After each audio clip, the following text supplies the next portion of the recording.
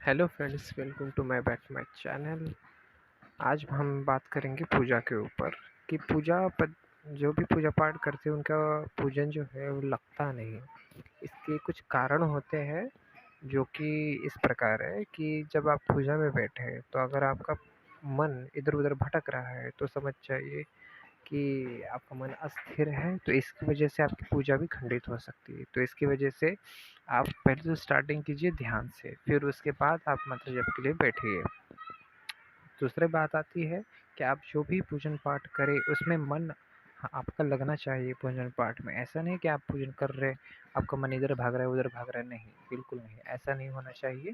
बाकी आपका मन स्थिर होना चाहिए भगवती के ध्यान में, जो भी आप भगवान के ध्यान में लगना चाहिए, उनके स्वरूप के माध्यम का ध्यान करिए, फिर जप करिए, फिर आपका मंत्र भी सिद्ध होगा धीरे धीरे। जैसे जैसे आप जपते जाएंगे वैसे जैसे आपका तपोबल बढ़ेगा, फिर आपका मंत्र भी जागृत होगा। इस प्रकार आप करें। तो थर्ड पॉइंट इज दैट कि आपका आसन आसन के नीचे आपका पैर टिकना नहीं चाहिए।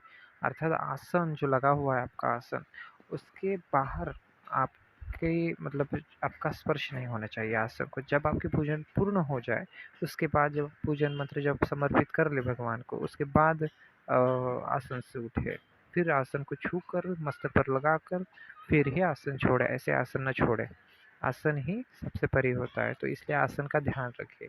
चौथी बात ये कि मन अगर पूजन के बाद भी आपका मन गंदे विचारों में लगा है तो यूँ समझिए आपने किए कराए पर सब पानी फेर दिया है।